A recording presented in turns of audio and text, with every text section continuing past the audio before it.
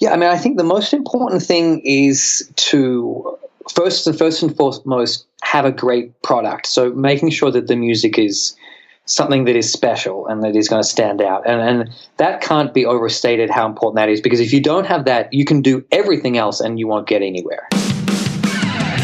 Welcome to the Music Business Facts Podcast, where successful music industry experts share their industry secrets that will help you take your music career to the next level. G'day, music industry entrepreneurs and wantrepreneurs. I stole that line from John Lee Dumas. Rodney Holder's my name, and thanks again for clicking on the play button for my show. I do really appreciate you spending your precious time with me, and as always, I'm striving to bring you the most relevant content that will actually help you achieve your goals of being successful in the music industry. So whether you want to become a successful artist or a manager or a songwriter or start up a label or get into publishing or whatever, or perhaps you're already in the business and you want to up your game to the next level, I really want to try and make my show the place where you come to where you can trust for honest, reliable and informative cutting-edge information. And I reckon today's show is going to be an absolute cracker for you, jam-packed full of educational content. You're going to absolutely love it. At least I hope you will. But before I get into that interview, I do want to share with you a great, awesome new resource that I'm giving away for free to reward all of my Music Business Facts listeners for supporting me. So like I said, it's 100% free, and you can check it out at musicbusinesslecture.com.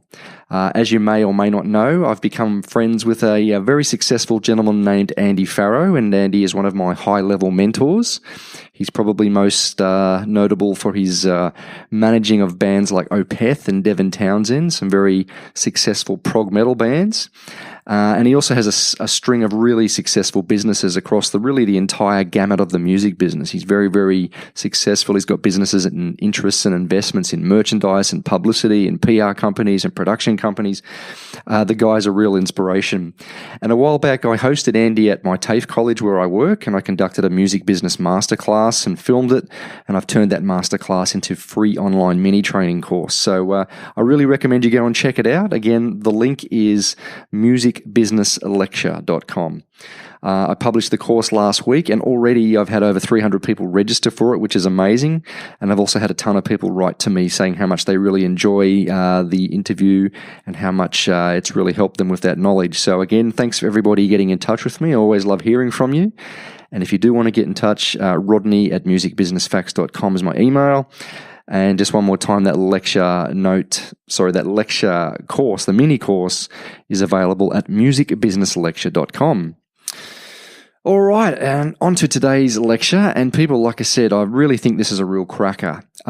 Tim Charles, he plays in an Australian progressive metal act called Nia Bliviscaris. And Tim is what I would call the epitome of a modern music business entrepreneur. I really believe that. I really think he sets a great example for all of us, that he's doing the types of things that most of us could and should be doing if you were serious about trying to have a massive shot at creating a successful music business in whatever realm that you're doing. And in fact, Tim's positioned himself to the point where he's pretty much performing every major role in the modern music business, every role that exists. So, I mean, if you check this out, he not only plays violin and sings in his band, but he's also a songwriter, he's a booking agent, he's an artist manager, he's a tour manager, he's a publicist, he's a business executive, he's a label manager, he's a concert promoter, he does artist liaison, he's a lecturer, he's a teacher, he does keynote presentations, he's a music consultant, he creates content, he's a social media manager. I mean, the guy just does shit, and that's the kind of thing you've got to do. You've got to get shit done, and that's one of the things I really admire about my guest, Tim Charles, today. And like I said, these are all the types of roles that I think most of you guys are going to need to undertake anyhow if you're serious about starting your own music business. Take, for example, if you were a musician, if you're not doing those types of things, if you're not controlling the business and setting the business up and doing the management and doing the publicity, in my experience, it's just not going to happen for you. No one's going to come and do those things for you when you're starting out unless you're really, really lucky. So you've got to do that stuff yourself, otherwise it just doesn't get done. And I guess the reality is that most people either think they can't do it, so they don't do it. And the message from this podcast is just have a go. Just ask people, listen to podcasts like mine, read books, any resource you can get, and have a go. That's really what it comes down to. You want to be a doer and not a gunner. So by undertaking all those roles yourself, you'll also become incredibly experienced in the business. So sure, you might make plenty of mistakes when you're doing things that you don't really know what you're doing. But believe me, ladies and gentlemen, like any business enterprise in the music industry, making mistakes is part of the entrepreneurial journey. And from those mistakes, you'll learn far more than you will from any book or course or podcast that I or anybody else could ever teach you. You've got to get out there and do stuff. So I always say that to my students. I can, present these interviews to you, and I can give you courses, and I can give you books to read. But until you actually go out and do stuff, that's going to be the best learning you'll ever do. Anyhow, I'll get straight to the interview because it's pretty comprehensive. Like I said, I'm really proud of this interview. I love talking to Tim because I just love watching what he's doing. And I'll speak to you on the other side of the podcast. And so until then, please enjoy my chat with the Neobliviscaris main man, Mr. Tim Charles. Enjoy. Okay, ladies and gentlemen, my guest today is Mr. Tim Charles, and Tim is a music business entrepreneur. He plays in a metal band from Melbourne, Australia called Neobliviscaris, and he's actually my second repeat guest. So you can go back and listen to my first interview with Tim way back in episode 29. I had a bit of a listen to it yesterday, and I sound pretty funny, but Tim, you were great. Tim, would you like to, for anyone who can't remember you or hasn't heard you before, just let people know a little bit about who you are and what you do? You do a lot of stuff. Sure. I guess so. Primarily at the moment, I work as the manager, violinist, and clean vocalist for Neobliviscaris, and we are an internationally touring progressive extreme metal act. In addition to that, I've worked as a tour promoter here in Australia, working with international and local bands. I worked as a booking agent for quite a considerable amount of Australian rock, metal, and progressive acts. I run Welcome Entertainment, which dealt with bookings and management and promoting within Australia since 2007. And all of that stuff has been slowly a bit more condensed to that focus on Neobliviscaris, where I have been running the business element for, since 2003, but in particular as a full-time thing the last 2 years, including when we did a world tour crowdfunding campaign in 2014, which broke the Australian record for Australian music-related crowdfunding, and our Patreon membership campaign, which was the first of its kind in the world for a band, and currently brings in about just under $12,000 US per month, and on November 1st will tip over $200,000 US total earned since it launched in March 2016. Tim, that is bloody incredible, mate, and that's the reason why I've got you on here. I want to have a good chat and I want to talk about all that. But first of all, I wanted to ask you that. You obviously are a music lover. You started playing music. Was there a time that you can remember where you said, I'm going to become an entrepreneur, I'm going to become a music business entrepreneur and get my hands on all of this stuff? You know what? It was very much a bit by bit process. Yeah. Neobliviscaris, we hit the live scene in 2006, and we did a handful of local shows. And basically, I became a little bit frustrated by what I deemed the lack of professionalism from local promoters. I felt some of the shows weren't organized that well, and I thought, you know what, this doesn't seem that hard. I could do this. Yeah. And so when we did our EP or our demo launch in April 2007, our singer Zen and myself, we launched Welcome Entertainment, and we put on the show ourselves. And after that, I just decided to start helping out a few bands that were friends of mine, bands like, for example, Bellicle, one of my first clients. And then from there, I started becoming interested in helping bands that I loved, but I didn't know. And it was really that thing of, sometimes coming across bands who I felt their music was fantastic, but it didn't seem like they were doing that much. Or, I remember there was one band called Arcane from Queensland, mm-hmm. and I heard their music and I thought they're absolutely fantastic. And then they came down to Melbourne and played some really shitty venue, and really it was not a very good show. And I'm like, they shouldn't have done that show. That was, a terrible option for them. They need someone to help them and tell them what to do.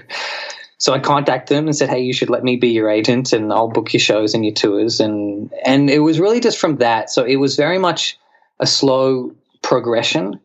The other thing for me was, this is actually something I haven't really talked about very much publicly at all, but, back in about 2002, I got actually very sick with glandular fever, and I ended up with chronic fatigue syndrome. And for quite a few years, I was really not capable of holding down a normal job. And I was studying at university part-time, trying to finish my music degree, because that part-time was absolutely the most that my body and health could put up with. And it was kind of on the side that I started to do Welcome Entertainment stuff to earn a bit of money. And the reason I liked doing that was because it meant that I had control over my own schedule. So, I could get up when I wanted and do what I wanted, and I'd do my violin practice, and then I'd do some stuff for a few shows. And then it just really went on from there. Once I started doing the booking agency stuff, I then started managing a couple of bands. From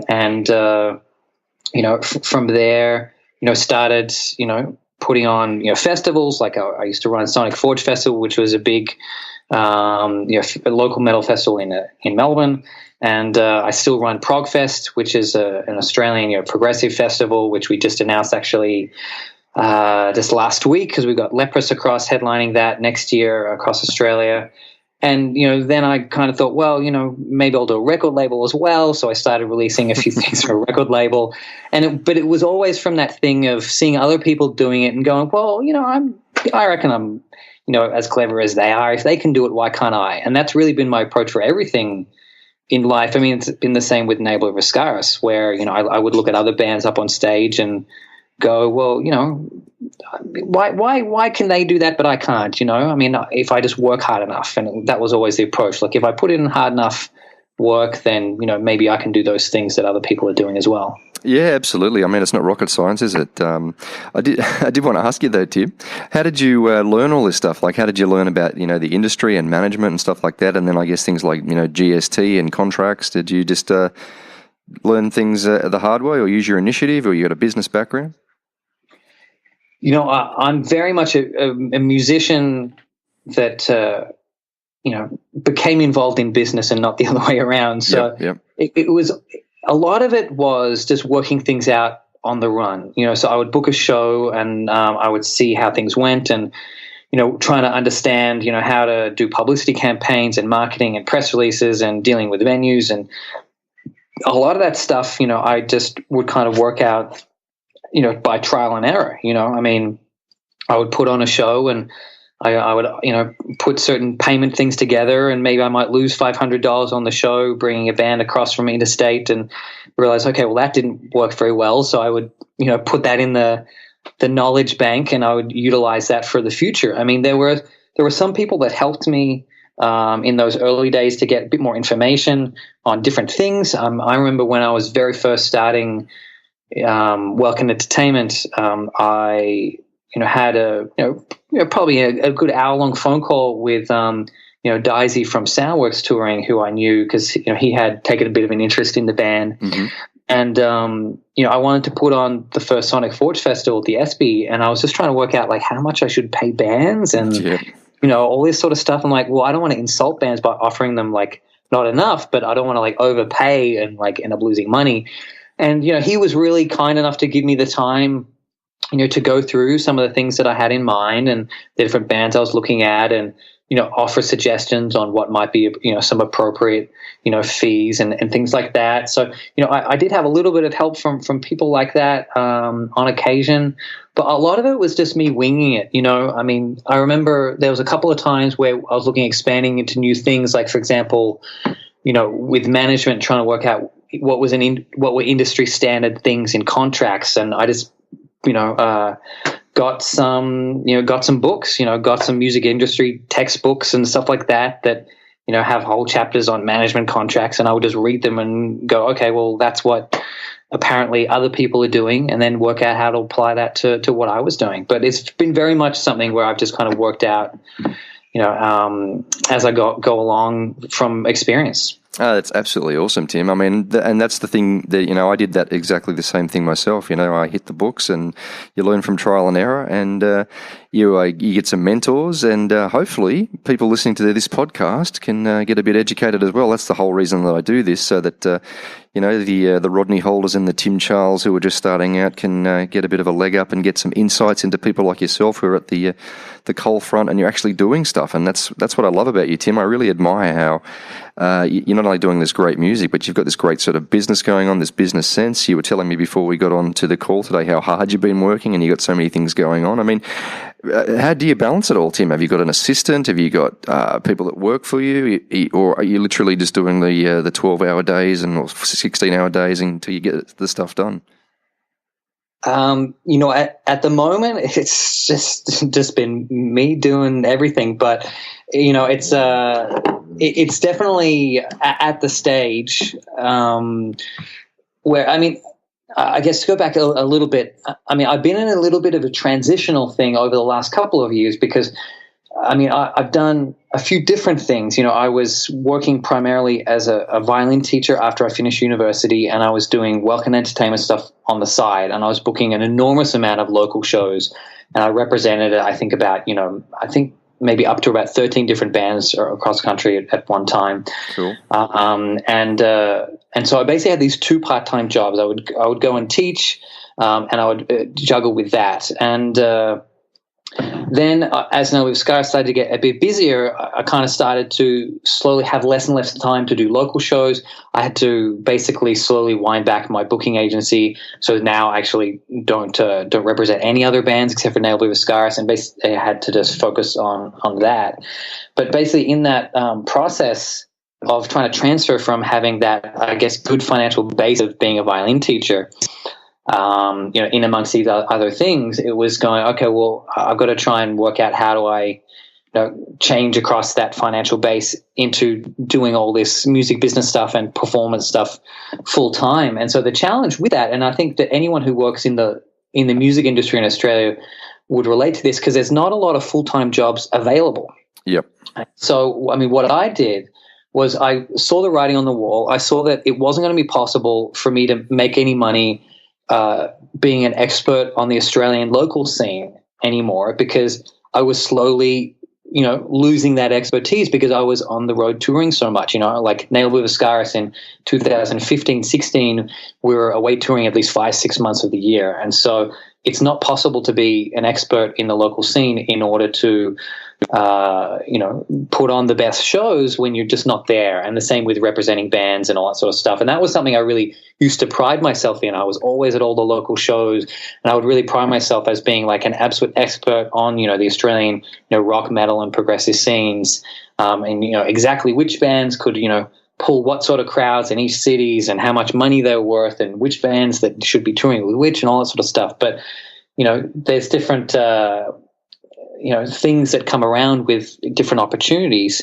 And so because I was, off touring around the world and doing lots of stuff with international artists, I actually started basically winding up the work I was doing with Welcome Entertainment with the booking agency and the local promotion, and instead started focusing on doing some consultancy work with Destroyer Lines, working with them for some of their international metal tours. Because I was like, well, I've done everything as a tour promoter on the local stuff, but my expertise now is going to be more likely to be with international bands, because those are the bands that I'm now touring with. I'm over in Europe at all these festivals, seeing 30 or 40 different international acts. This is where maybe my expertise could lie. But once again, it's not necessarily easy to juggle, all of these different things. And that was where, I did, some consultancy stuff for them on and off for about a year. But not too long after the Nail With Scars Patreon launched, it became clear that there really wasn't enough time to juggle all of these different things. And so what I've been now doing over the past, maybe 15 months or so is trying to consolidate that, all just with the management of Nail With Scars and, running the Patreon and, booking full world tours, and we're liaising with our record label and our booking agents around the world, and not just doing things in autopilot, but taking time to brainstorm and come up with creative ways to engage our fan base and to monetize the fans that we have, because that's one of the things that, I've really been trying to focus on. So for all of that thing, it's really just been a slow progression and a juggle of all of that. Now, because I'm about to go back on tour again with, the new album coming out October 27, and we go straight to North America on tour, and I'll probably spend, 6 of the next 12 months on tour. That's where I'm just now, been looking at that discussion of, okay, well, to keep doing all of this and to keep expanding what I'm doing, I'm probably going to have to start looking at getting an assistant, and maybe expanding what I'm doing, because what I do get asked about a lot is people, I guess, wanting to understand my approach to music business and especially artist management now, because what I'm doing is a little bit different to what a lot of other people are doing. Mm-hmm. And I'd love to be able to share that expertise more and more, and to be able to work with some other artists in whatever capacity as well. But unfortunately, there's only 24 hours in a day, so that's always a catch. Absolutely, mate. Absolutely. I mean, as you know, listeners, I've been hassling Tim for a while. If you'd be interested in doing some lectures for me and for my audience, and possibly off of the back of that doing some courses as well, because Tim, what you are doing is quite unique, and I think it's quite groundbreaking. That's why I love having you on the show again. Just before we get to that stuff, because I want to talk about all that. I found, Tim, that when I was in my band and I was running my festival and managing my act and doing all that, it took a lot of time away from me actually being a performer, being a songwriter, being a composer, practicing my drums, all that stuff. Do you find that that's obviously the case for you, I imagine? Yeah, it's definitely a difficult balance for sure. I think that I definitely get in different headspaces, and last year very much it was a case where we were doing a big North American headline tour, and I was not only performing as the violinist and singer on stage, doing a 80-minute show every night, like doing 26 shows in 31 days or whatever it was. On top of that, I was also the tour manager, running the tour on a 3-band package, with 2 other bands, so liaising with all the venues and doing all the advancing, whilst also being the band manager and, organizing all of the other aspects of the band's career, as well as, having to get up and perform every day. And that's definitely a really difficult thing to juggle all those different things. And what I found was after we came home and we were done with our touring for the year, it was then trying to basically switch gears into that, performing compositional aspect. And, what I kind of found was earlier in the year, through basically, February through May really is, some of the business stuff got put a little bit to the side just so that I could really focus on the new album that we were doing and put all my efforts into composing and writing. Mm-hmm. But as far as having a consistent balance between those two things, I haven't really found it yet. And that's actually one of the other reasons why I have been looking at, getting staff on board, and something I've been talking about, with my own band, say, well, when we go away on tour, I'd prefer to focus more on performing. And so like on this upcoming US tour, we have we've invested the money in getting a tour manager, mm-hmm. which one means that you don't have someone that's juggling. So you're going to end up with a better result as far as how the tour is run when you have someone dedicated solely to one task. But it also means that, I have far less hours work to do while on tour. And that allowed me to get more rest and perform better and make the shows better, and that affects the reputation of the band and all that sort of stuff. So it's definitely a big juggle, and one that I'm still searching for. And I think really the key will be getting some staff on board to basically be able to delegate stuff at different times, so that when I'm home from tour, I can focus more on the business stuff and do my practice and other things on the side. And then when I go away, I can focus 100% on just being a performer and just, basically oversee some of the business stuff without having to actually do all of the grunt work day to day. Yeah, look, I can totally relate to all of that, Tim. Do you find it hard to let go of some of the control, to allow other people in, and all this stuff that you've been doing and running, to hand that over to them? I absolutely do. I know how you feel. Like, I've been running the business side of Nail Beaver Scars, for like a decade. And, I think that one of the things I've realized is that there's no one that is ever going to put in the same amount of work in regards to all of elements of the band than the people in the band. And so as much as it's good to have other people enlisted to be involved, at the same time, I'm also aware that, the level of a dedication or, some close to me might say maybe obsession to every little detail with the music and the recording and production and the mixing and the publicity and the all the advertising stuff and the music videos and the management and the tours and the supports and the online stores and all this sort of stuff is something that is difficult to put in someone else's hands.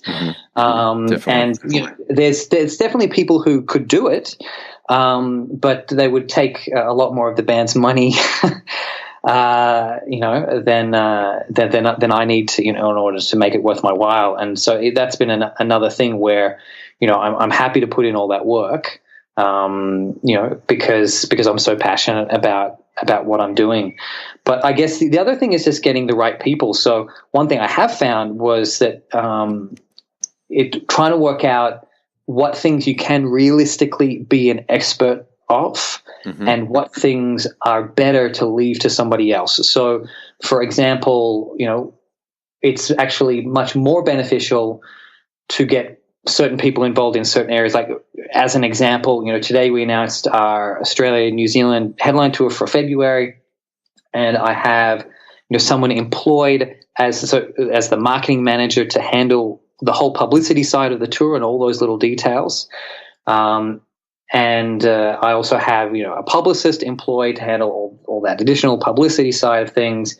And then for me, I work as the promoter. And so I've booked all the venues, and I'll handle all the logistics for the band and things like that. So in that way, I managed to save the band some money by doing some things for myself, but being also realistic about the enormity of the details that go into publicity and marketing campaigns for tours, and basically make sure we pay someone to handle that stuff, because I'm about to leave on tour in a couple of weeks' time. And when I do that, you just can't be focused on a million different details, especially when we also have the US tour. We also have European tours being booked, all these different things. So you do need to make sure that you have specialist people focus on certain areas that you can then oversee. But I guess it's that overseeing all of those overall elements is the stuff that I like to be involved in, regardless of whether I've delegated certain sections of that work. Yeah, look, there's only so many hours in the day, isn't there, buddy? And I did see that you're presenting the Near Oblivious Scarus tour, but you're also presenting it with David Roy Williams and Wild Thing Presents. Is that who you're talking about when you're talking about people helping you? Or I was curious why these people are involved when, again, Tim, you could do all this yourself, I imagine. Yeah, but basically, so I mean, the tour essentially has been organized by myself, on behalf of the band. So you're ringing up all the venues, you're looking at the dates, you're going through the diary, you're doing the negotiations, you're booking the support acts, you're doing all the contracts, everything. Yes. So I'm doing all that stuff. But essentially, we've been fortunate enough to have good relationship with other promoters. And, so I often work with Ellie from Wild Thing Presents on different things. And he has quite a close relationship with David Roy Williams as well. And so basically, there's certain different aspects of that, of all the marketing publicity things that I passed off, for a fee to these people to make sure that everything is done at a really high level. And that's as well where, because I'm focused so much on the overall picture, you got to make sure that you're aware when there are other people who have more expertise in certain areas because they're doing it day to day. I'm not booking a number of Australian tours each year like I used to. And so making sure that you have people that are working with these media, working with different, marketing specialists, or all these different things is important to have, so that you can get the most out of whatever you're doing. Absolutely. And I think a key word that you said there, Tim, which comes up a lot on my show, is relationships.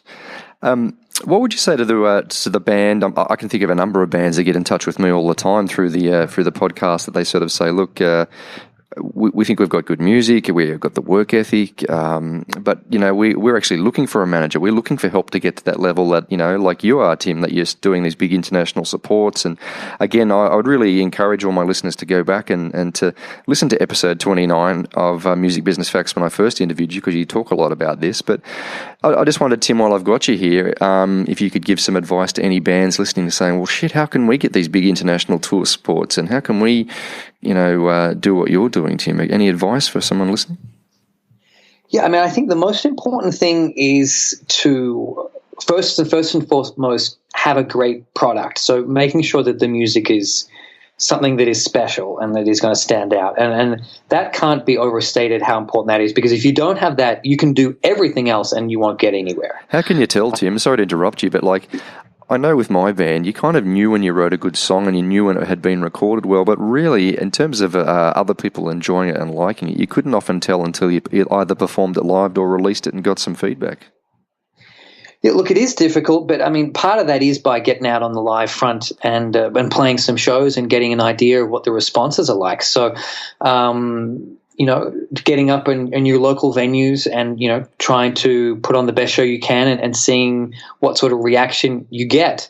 I think that, it's very much a slow step-by-step thing, but it is, that reality that it's a lot of hard work to get, really good at something. And, in Nail Be the Scars, everyone in the band has just spent thousands and thousands of hours practicing their instrument away from the then hundreds and thousands of hours that are available and used to rehearse as a band. Yeah. You guys work really hard. Well, and that's right. And it was many years. I mean, if anyone, saw us back in the day, when we first hit the live scene in 2006, we really weren't that good. We had some good songs, we had one or two songs from back then we still, play sometimes today. But, the live performance wasn't that good. I really wasn't a very good singer. I mean, some people who maybe are big fans of the band might disagree, but I really wasn't. There was a lot of elements where, the performance was pretty sloppy, but we had some good things going for us. But even at that stage, we took 3 years before we even played a show. And, our early songs weren't as good. They weren't anywhere near as creative. But what we did do is we put an enormous amount of hard work into trying to develop what we were doing. I mean, obviously, I went and studied, Bachelor of Music and Classical Violin Performance, and I studied composition as well. So, I had that sort of stuff in my background. And all of that, helped me get a firmer understanding of music and a better ability to critique, different acts. The other thing that can be helpful sometimes is also to get out and go watch a lot of other local bands, and also go out and watch the international bands that you love, and, take notice of the differences. I mean, it's still something that I do today. Where, I see some bands, from all around the world, and some bands I see, I go, what, we're as good as them, we're pretty good. And I think that we've matched what they're doing, but there's still some bands, like I'm off to see the Dillinger Escape Plan tomorrow night for the final time ever. And they're one of my favorite live bands. And every time I see them, I just get blown away by the intensity of their live shows. And,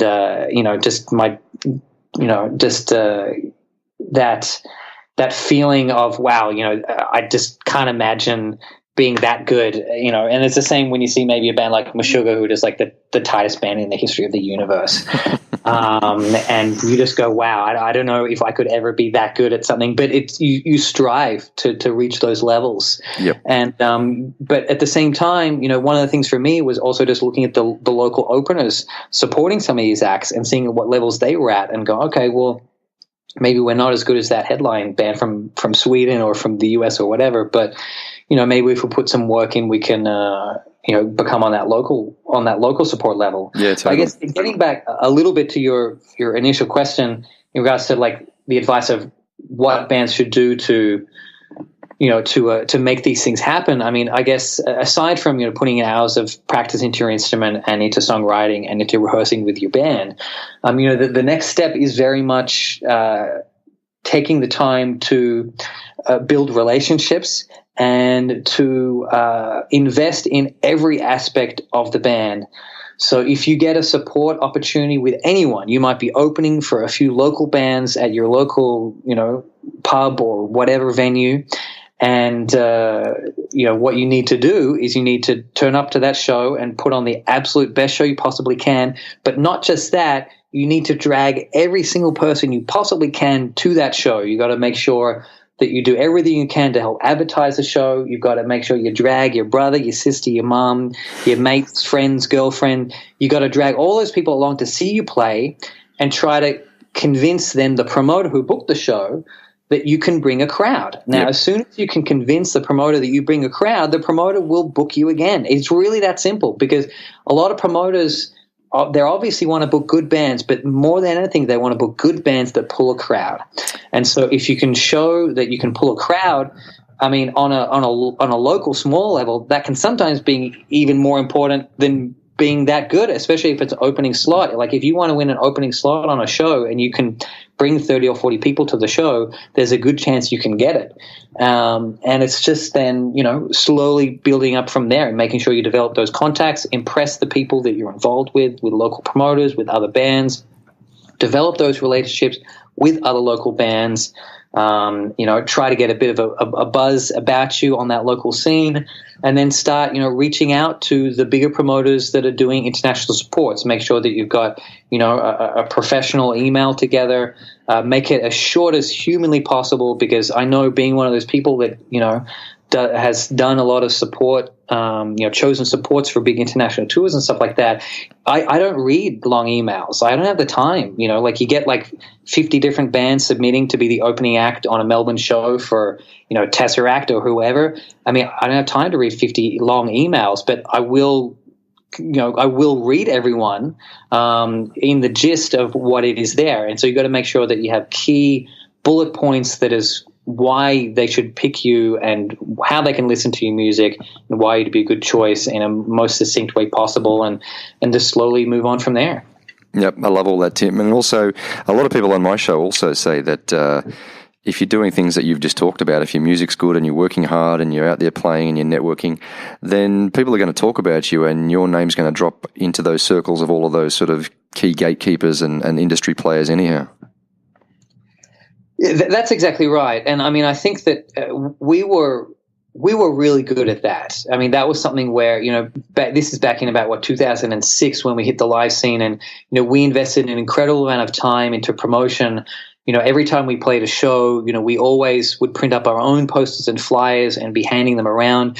We would be booked for a show and we might spend our own money printing up A6 flyers and then go along to whichever local shows or international metal shows were around, and just to hand them out at 1 in the morning when people were walking out the door. And we just spend our own money on that, even if we didn't have any from the promoter, just to make sure that our name was getting out there. And we were often spending a significant amount of time on online metal forums. And I mean, that's actually the way where how we got booked on Metal for the Brain all the way back in 2006, I think it was, which was the final one. Because, we were supposed to be opening for Nevermore up in Sydney, and, the promoter had stuffed up, the door times with the venue, and they had to move the door times back an hour, and we got cut from the show and we were literally already on the way.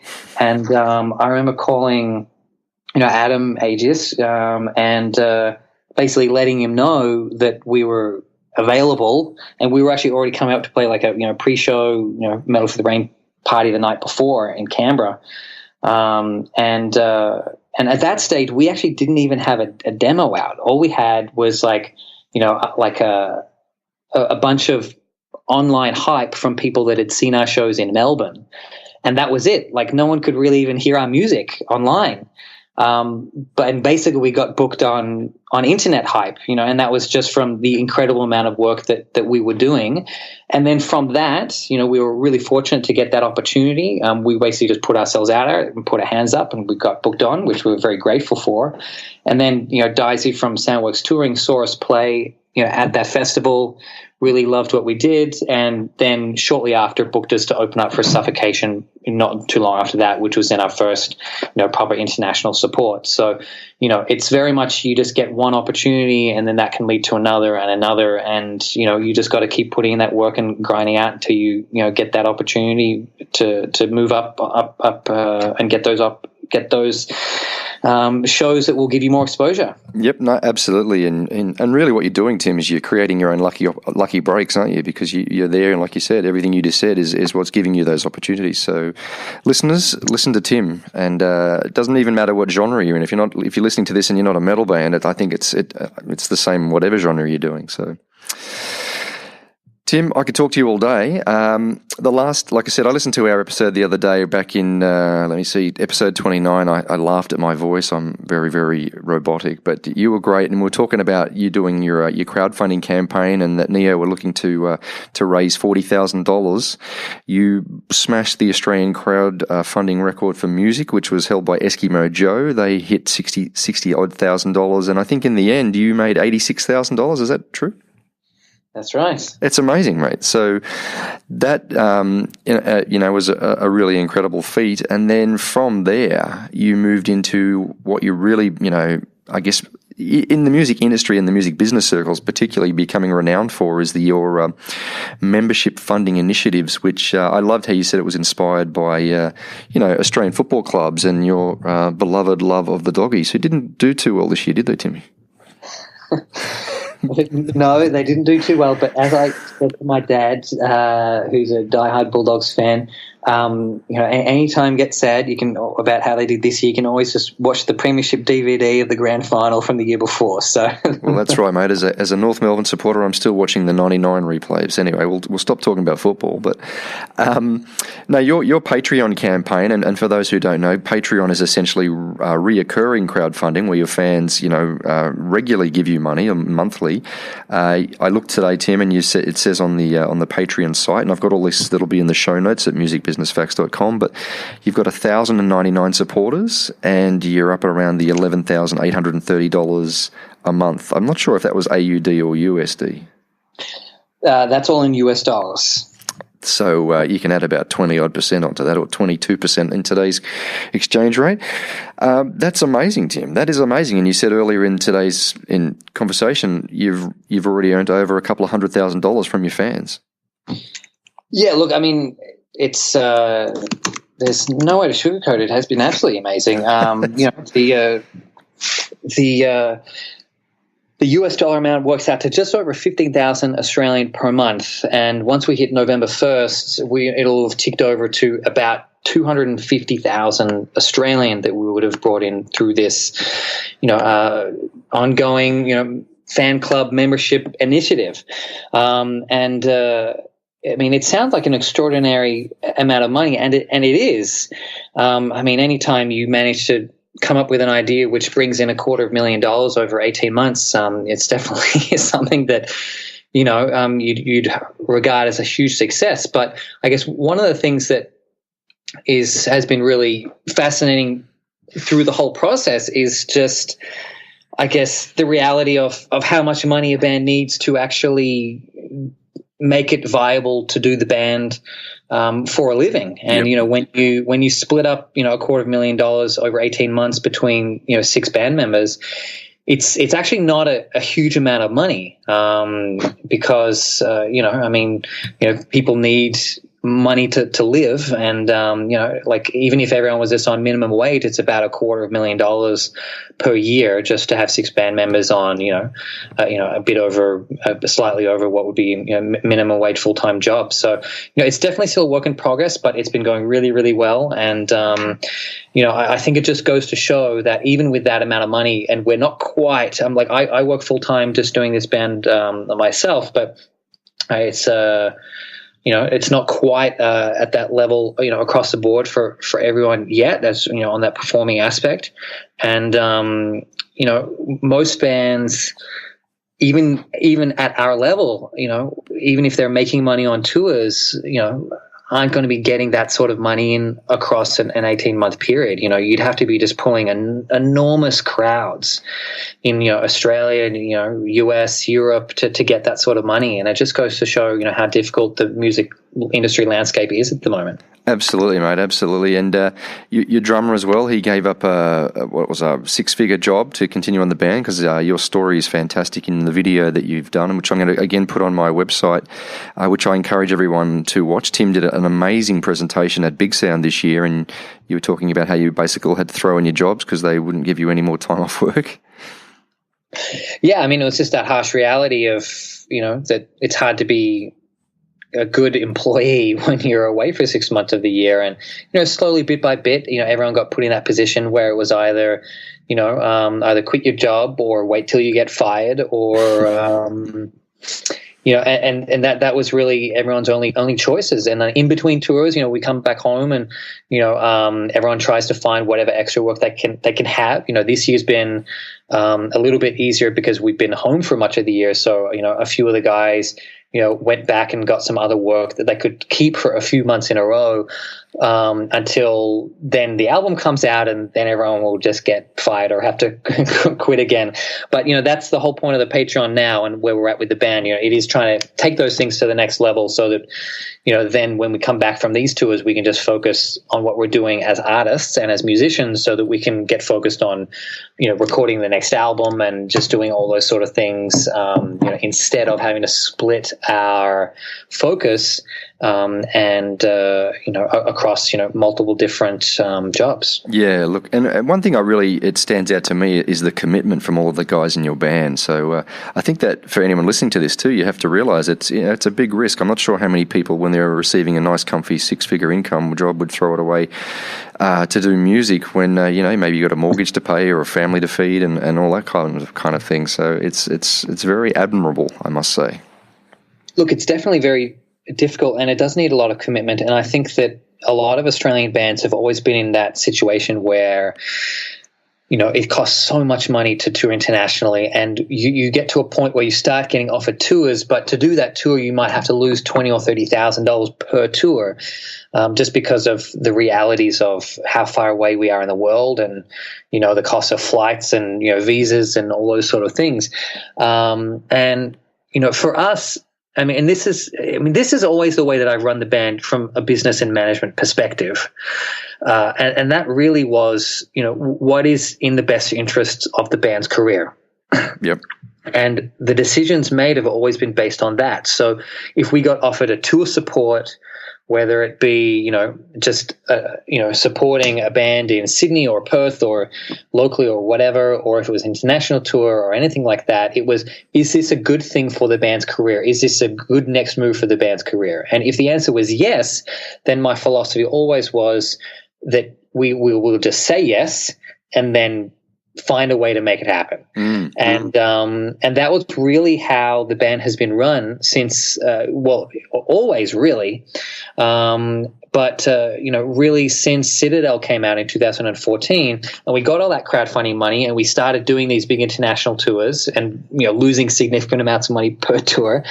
And it was that thing of, I was continuing to plan further in advance than we had money for. And some of the guys in my band were a bit concerned about that. And I had a couple of guys, in the band, tell me that, look, I'm not going to be able to do these tours. We have to turn this tour down because, I can't afford it. I'm losing too much money being away all the time and blah, blah, blah. And I felt that really difficult to deal with, the prospect of having a tour offer that I knew was really good for our career and having to turn it down. And so that was really where, coming up with this membership initiative came from. It was that desire to not turn down good opportunities for the band. We had in the end of 2015, we had enough money to go back and do North America opening for Cradle of Filth. That was a tour offer that we had. Yep. And the only reason we could afford that was because we had an Australian tour before it, and we make money in Australia. So we were like, okay, well, let's just, use the profits from our Australian tour to cover, the money that we're short on being able to do this North American tour. And then we'll come back from North America and we'll have absolutely no money, but at least we'll have finished the world tour and we'll fulfilled our world tour crowdfunding obligations. And then we can see what's from there. Yeah. No, look, it's awesome. And again, at $15K a month, it's obviously successful. I remember watching your video that you made when you were about to launch the Patreon campaign, and I can remember thinking, well, this is look, I'm a big fan, Tim, because, being a music business lecturer, I'm always looking at new models and looking at ways to bring income into people's music businesses. But I can remember thinking, this is a big risk for these guys. It's going to be very, very interesting to see how this pans out. And I guess I wanted to ask you, did you see that risk? Did you think, well, I'm really putting myself out here, and if this bombs, like we've already, we hold the record for the Australian crowdfunding campaign, and now we're doing this Patreon campaign, what happens if it bombs? Did that obviously cross your mind? I assume it did.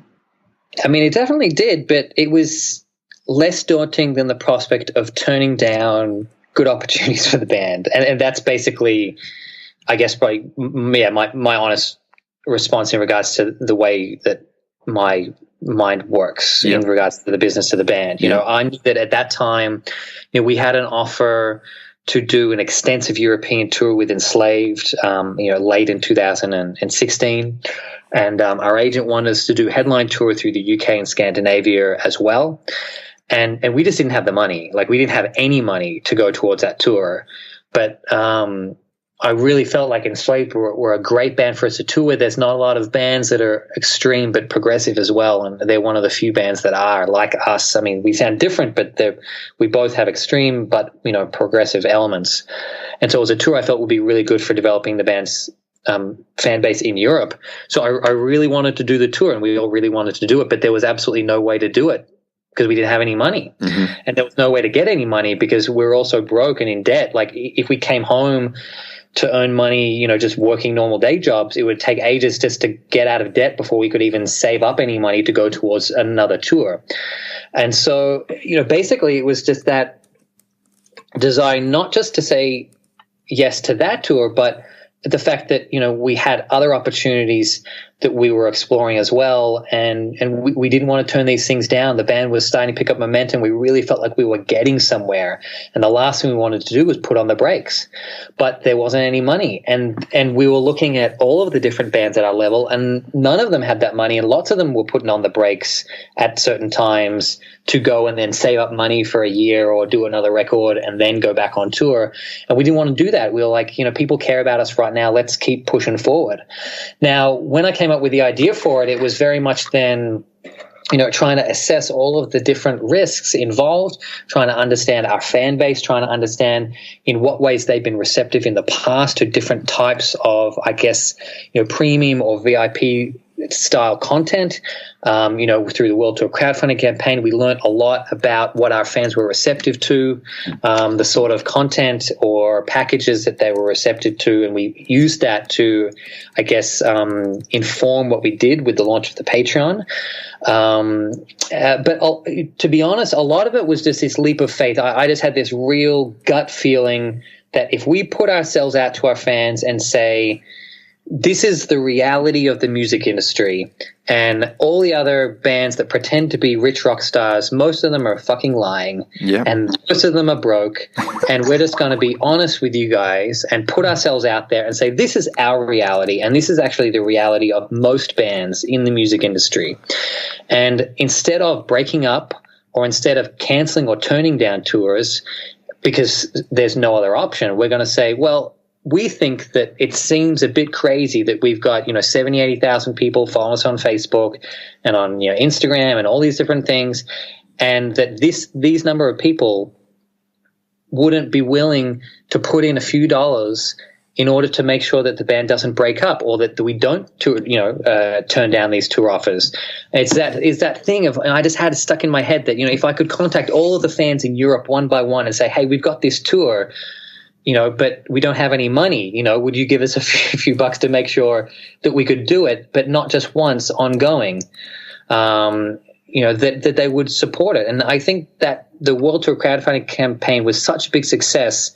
It really gave us that faith that if we put ourselves out there in this way, that it would be successful. And there was definitely a bit of blowback from some people. Not everyone understood what we were trying to do. Not a lot of people understood that it's an enormous amount of work what we do in this band, and that it's not possible to hold down a real job. We had people having a go at us saying, why don't you just get a real fucking job and and save up your money like other people. It's like, well, we did that, but then we got too many tour offers and now we're all getting fired. And so we either just do, a tour every year, which is like what most Australian bands do, or we continue to tour a significant amount. But if we're going to do that, we need to basically form a partnership with our fans to finance those tours and our career in general.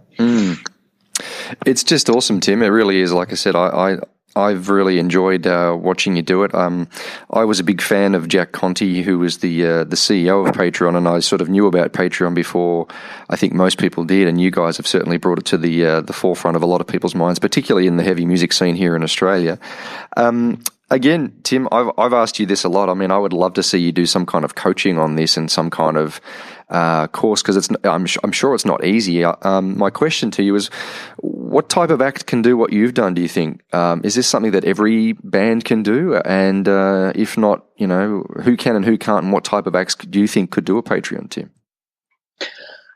I think that a Patreon in the style that Nail with Ascaris do it is most suited to a band that is part of the international touring circuit and is looking to invest in the band more heavily. So if you're a local band and you're looking to do Australian tours and things like that, you might be more well-served trying to maybe crowdfund a specific tour or an album and getting a bit of knowledge on how your fan base reacts to such a thing. What we've found is that, you are essentially trying to attract your super fans to something like Patreon. You're not trying to attract your run-of-the-mill fans. Everyone who turns up to your shows is not going to jump on board. What you're trying to do is you're trying to attract people where you're one of their favorite bands in the whole world. Now, you got to be realistic about how many fans you have at that level that are enormously passionate about your band, so that they will invest financially in it and they'll see value in some of the stuff that you can then offer in return.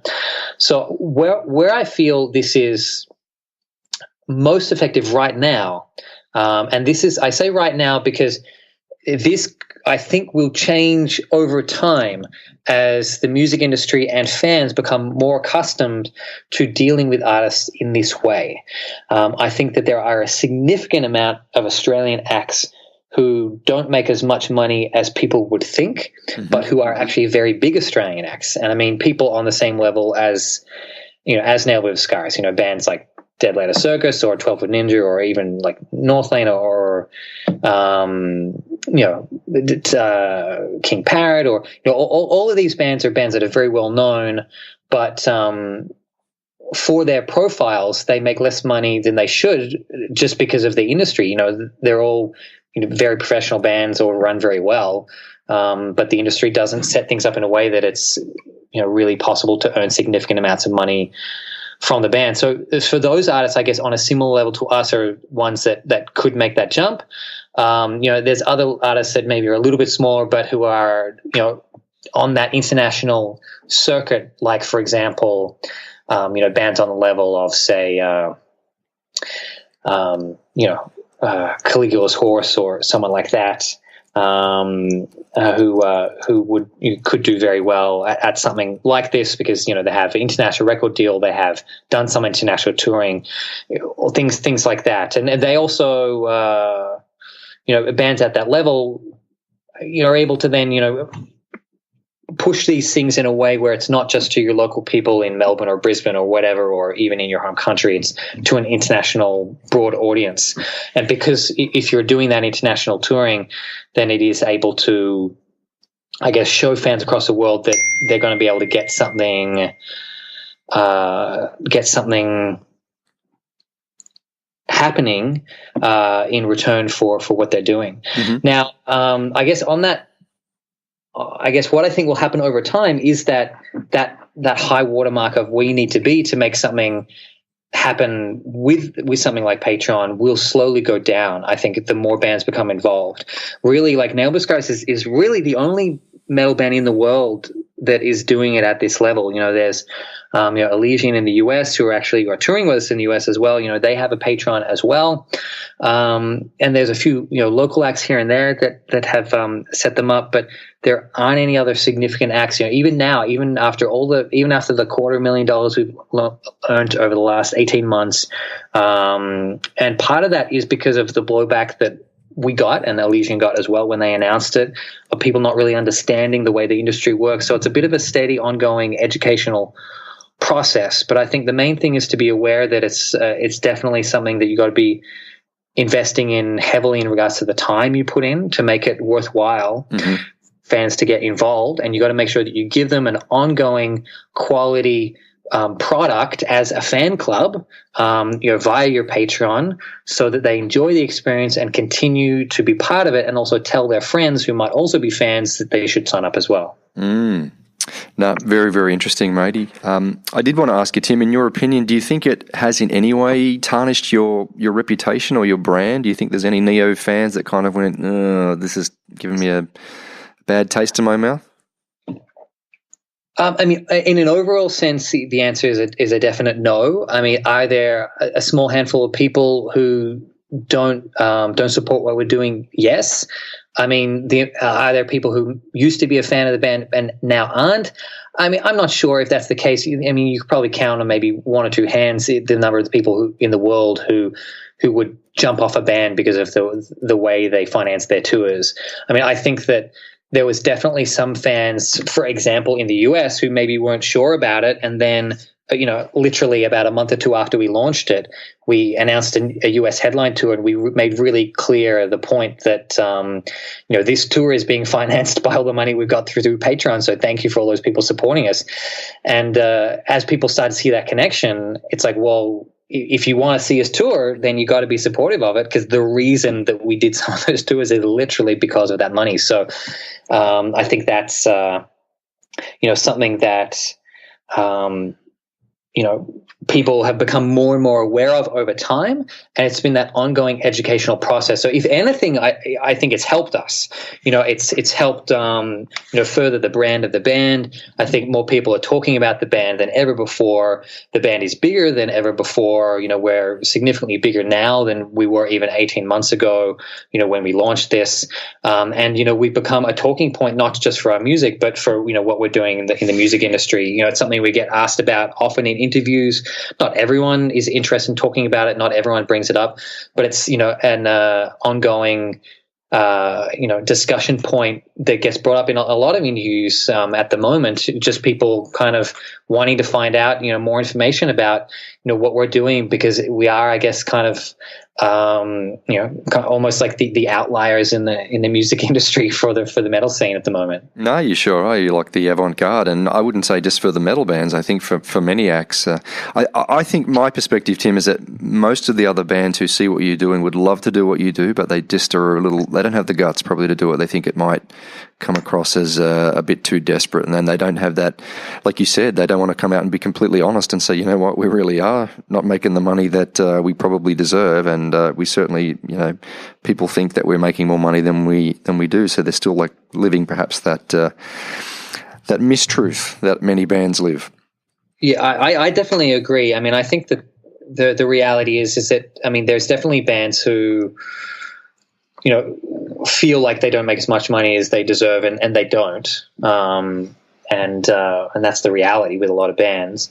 But it is definitely a risk in regards to, bands putting themselves out there. And I think there's also that worry, people always have that worry if they do a crowdfunding campaign that, oh shit, what if this goes badly? Then it kind of tarnishes our reputation, because it makes us look like we don't have the support of our fan base, because you are literally putting yourself out there. You're going to say, hey, I'm going to just turn around and just fall backwards, and you guys have got to make sure that you catch us. But, I think with the Patreon, because it is such a, it is something there where there aren't a lot of bands involved yet, to really stick your neck out is to risk, getting that backlash. And for us, we had a little bit of backlash initially when it was announced from some people, but to be honest, we really didn't give a shit because there was so much money coming in, and the success of the project from a business perspective was so strong. So I was like, well, who cares if there's a few naysayers? A lot of bands have naysayers for all sorts of different reasons, but the reality is this kind of changes our lives and changes our career, and that's what's important. I mean, what I would love to do is help help find another band, maybe to launch a campaign on a similar level to ours. To show that it's not just Neo that can do it. I think there's quite a few acts, and I've talked to some acts who feel like, maybe it's just us that we've managed to kind of, pull this off, and maybe it might not work for their band, or, they've got whatever reasons in their head that they think maybe it wouldn't work for their band. But I think there's a lot more acts that it could work for than those bands realize. And, hopefully we'll be able to see, some successful campaigns, launch in the future, which then, might then start to open the floodgates a bit more for more and more acts to take this on board as something that they can realistically engage in. Yeah, look, I totally agree with you. I spoke to Alex Webster from Cannibal Corpse about it, and I said, you guys could crush this. And I don't think he got it. He was just like, nah, I don't think so, man. That's not what we can do. So, I could totally imagine a band like Cannibal doing it, or, like you said, a number of other bands. But for people listening to this, I do recommend you go and check out what you're offering, because you work really hard on it. It's Patreon, patreon.com, and then /Neobliviscaris, and I'll have that link on the show notes of your interview here, Tim. Tim, you've given me an hour of your life. I know you're a really busy guy. Like I said, listeners, I'm also going to put up Tim's really great music business lecture he did at Big Sound last year. It's a fantastic lecture and a great insight to both Tim, his band, and also what he's doing with Patreon. We've got the Neobliviscaris Australia-New Zealand tour coming up in February, and I'll put all those dates up as well as also where you can get the tickets. All this great stuff. Like I said, Tim, I could continually talk with you all day, because I do find you quite inspiring, and it's great to see someone working so hard and getting the results that you're getting. I guess just to finish the interview, mate, was there anything that you'd like to talk to my audience about, or anything that I didn't ask you that I should have, or anything I left out? No, I mean, I think that the most important thing with everything, with any artist that is looking to do anything in the music industry, is, I think, to take responsibility for your own career. And I reckon that's probably just about the biggest piece of advice I could give to any band, because the reality is that it is enormously useful to your band to understand the way things work, and the way to understand is to get involved. So whether it's trying to book your own shows, or or work in the industry in whatever facet, the more you understand, the more it helps. And one thing I found was that all of my experience with Welkin Entertainment, working as a booking agent, manager, running my own record label, all these sort of things, the more I did with Welkin Entertainment, the more it helped Neobliviscaris. And then vice versa, they kind of, fed each other in a way. As Neobliviscaris got bigger, it actually kind of, made more people aware of what I was doing on the business side of things, and then gave more credibility to some of the things that I was doing.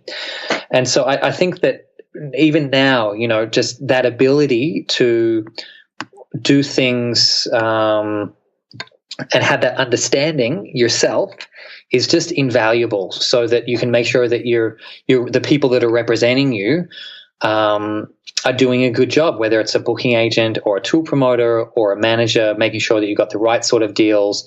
Don't just trust that everyone is always doing something in your best interests. Always have, a healthy bit of skepticism in regards to the way you treat everybody, but do that in an informed way where you can instead make sure that you study and understand the industry, whether, even just by reading some books or getting a bit of idea of certain industry standards, so that when you come across these things, you're educated in the way that the industry works.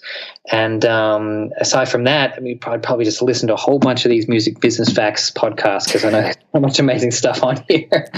And even I listen to a few of them from time to time, because it's hard to get inside information from people working on a top level in the music industry. And really, the more information that you have, the better opportunity you give your band to not get screwed over and to get as far as possible. Yep, absolutely. Look, that's awesome, Tim. I really appreciate all that, mate. And thank you for being so honest and coming on and giving up your precious time and allowing me to probe you and to get all this information from you and to share it with all the people who, again, I think the people listening to my show are a lot of them are metalheads, but a lot of them aren't necessarily. They're just trying to get an insight how to make it how to forge out a career and to not go hungry and be able to pay the rent from doing something that they absolutely love in this with this music. So, which is so wonderful. So, thanks again, Tim. I really appreciate your time, buddy. My pleasure. Thank you so much for having me. And good luck with your tours all coming up. It sounds very exciting. You must be really pumped. Yeah, absolutely. Very excited to get back on the road. And as much as I enjoy all the business stuff, and I really do get a lot of satisfaction out of all the business stuff, still the best thing is being up on stage and performing. So much looking forward to getting back to that aspect of the band. Awesome, mate. Well, I hope I can catch up with you and go and have a beer or a coffee or dinner or something when you come to Brisbane. All right, sounds good. Well, there you have it, people. What did you think? Pretty inspiring, wouldn't you say? I would love to hear from you if you enjoyed my chat. Feel free to send me through any questions that you'd like to, comment on the interview or the show, anything at all. Rodney at musicbusinessfacts.com. And Tim, by the way, if you ever do listen to this podcast, I'm sorry, but I really stuffed up. I recorded this interview long before the Australian Nea Bliviscaris tour. And it's taken me so long to publish it that there's really no point in me plugging the dates. So I'm really sorry, mate. But regardless, now you guys have a great resource to go back and listen to. And Tim, in my opinion, is probably one of the smartest and hardest working guys in the Australian metal scene right now. So, yeah, I really hope you heard the value that he just gave you, and so much really cool stuff in there. Anyhow, I also want to give you some great URLs now to remember. So if you're in the gym or you're washing the dog or whatever you're doing, then you might not remember all this stuff, but all of my stuff's going to be over at the show notes at musicbusinessfacts.com. You can just search for Tim Charles and it'll be there. So the first thing is that I think you should go and check out Tim and Nea Bliviscaris' Patreon campaign, because that's really impressive. It's bringing him in all of that cash. We talked about it on the interview. Go and check it out. It's at Patreon, patreon.com, patreon.com/Nea Bliviscaris. And Nea Bliviscaris is spelled Neo and Neo Bliviscaris. Like I said, it's probably a bit difficult if you're just listening to me on the fly, but check out musicbusinessfacts.com. It'll be there. Tim also has a really awesome YouTube keynote lecture from Big Sound from a couple of years ago, which is a music business conference held here, and I really do encourage you to go and check it out. So jump on Google and Google Tim Charles Big Sound lecture, or I've put it also on my show notes.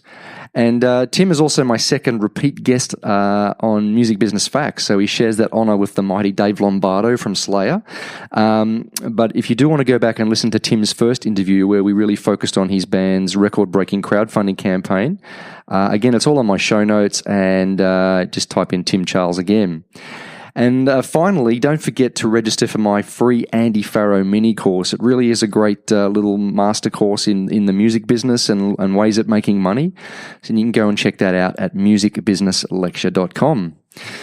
Okay, so I hope you enjoyed the show. I've really enjoyed being back podcasting and presenting this to you. I'm going to close, as I always do, with a quote. And today's one comes from Bill Gates, and I really love this one. And Bill said, "Most people overestimate what they can achieve in 1 year, but they underestimate what they can do in 10 years.